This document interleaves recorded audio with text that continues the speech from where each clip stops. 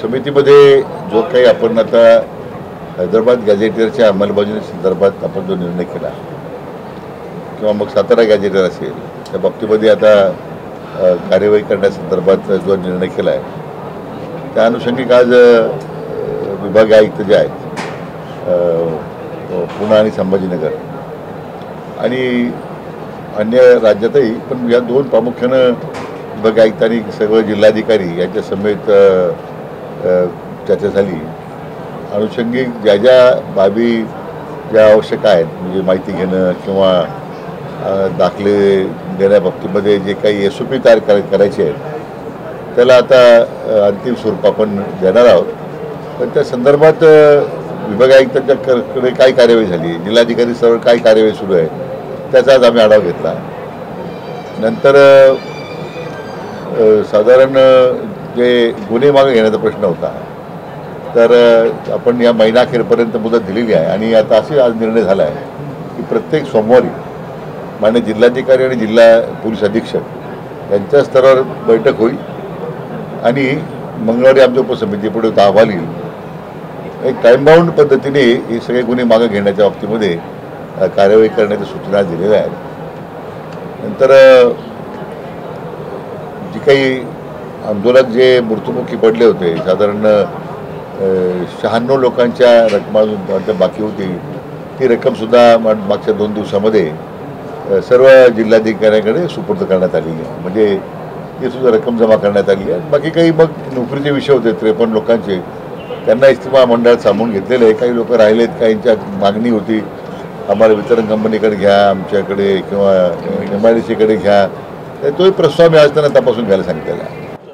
म्हणजे माझ्याकडे नाही आणि आमच्या उपसमिती पुढे आज माहिती आज सादर झाली नाही पण ती माहिती घेऊ आपण का असे कोणते गुन्हे आहेत। आणि त्याचबरोबर जे RTO कडून जे दंड झाला होता गाड्यांवर तर त्या बाबतीमध्ये आम्ही पुढच्या मीटिंगमध्ये आम्ही घेणार आहोत की आंदोलक काय शेवटी याच्यामध्ये त्याच गाड्या होतात का, कोणत्या साधनं होती त्याच्यावर दंडात्मक कारवाई झाली त्याचासुद्धा आम्ही आता माहिती घेऊन ते सुद्धा दंड माफ करण्याबाबतीमध्ये पुढच्या बैठकीत आपण निर्णय करू।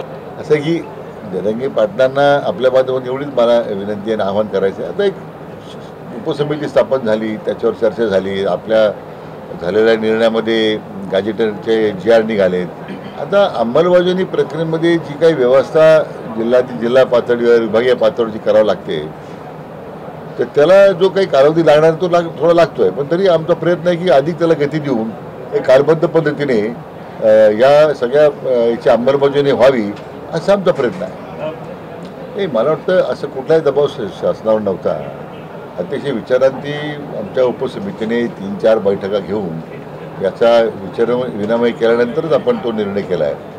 म्हणून मागे मी काही दिवसापूर्वी मी माननीय भुजबळसाहेब आमचे ज्येष्ठ नेते आहेत यांना मी विनंती केली आहे की एकदा आपण त्या संदर्भात एकदा मी त्यांच्याकडे जाऊन बसणार आहे, चर्चा करणार आहे की याच्यात वास्तव काय आहे। बऱ्याच वेळा IQ माहितीवरही काही मतं तयार होतात परंतु आम्हाला वाटतं की आमच्या समितीला असं वाटतं की निश्चितपणे आम्ही त्यांचा गैरसमज दूर करू शकतो। नाही आता काही निर्णय शासन निर्णय मागे घेण्याची आवश्यकता नाही आहे पण तसं चर्चेमधून मी म्हटल्याप्रमाणे त्यांचा काही त्याबद्दल काही दुराग्रह असेल तर निश्चितपणे त्याच्यावर चर्चा होऊ शकते। त्यामुळे मी मागे म्हटलं की we are open to all suggestions. असं काही फार आम्ही वॉटरटाईट कंपार्टमेंट सारखी सिच्युएशन नाही की आता आम्ही डावीकडे जाणार नाही उजवीकडे जाणार नाही। शेवटी राज्याची जी सामाजिक ऐक्य जे आहे हे आपल्याला कायम टिकवायचं आहे। त्या दृष्टीने माननीय मुख्यमंत्री महोदयांनी अतिशय याच्यामध्ये बारकाईने लक्ष घालून कुठेही सामाजिकता निर्माण होणार नाही म्हणून आता OBCच्या प्रश्नासाठी उपसमिती माननीय मुख्यमंत्री महोदयांनी गठीत केलेली आहे। ती त्याच्या संदर्भात चर्चा करील। मग ते अध्यक्ष मी या समितीचा अध्यक्ष जो आहे आम्ही दोन्ही अध्यक्ष बसूनही मग पुढे मुद्दे जे डिस्कंटेंटचे वाटतात की त्याच्यामध्ये काही समन्वय करण्याची आवश्यकता वाटते तर आपण करू ना। भुजबळ साहेबांच्या अध्यक्षतेखाली स्वतः माननीय भुजबळ साहेब त्याच्या समिती सदस्य आहेत ते चर्चा करावी आमच्या समितीवर। मग दोन्ही समिती अध्यक्ष चर्चा करतील, पाहिजे दोन्ही समिती एकत्र बसून चर्चा करील। म्हणून मी म्हटलं की हा निर्णय माननीय मुख्यमंत्री महोदयांनी अतिशय विचारांती केलेला आहे आणि कुठेही पहिल्यापासून ही शासनाची भूमिका आहे की ओबीसीच्या आरक्षणाला कुठेही धक्का लागणार नाही, हे वेळोवेळी माननीय मुख्यमंत्र्यांनी जाहीर केलं आहे. ती समितीची भूमिका आहे. केलेत काही भविष्यात काही त्या संदर्भात ज्या काही कायदेशीर बाबी समोर येत आहेत, मला वाटतं एकदा ही प्रक्रिया सुरू झालेली आहे, ती पुढे जाऊ देऊ आपण. मला वाटतं तसे निर्णय आवश्यक शासन निर्णय करेल. आपल्या परिसरातील बातम्या आमच्यापर्यंत पोहोचवण्यासाठी स्क्रीनवर दिलेल्या क्रमांकावर संपर्क साधू शकता. दूरध्वनी क्रमांक 8652414343.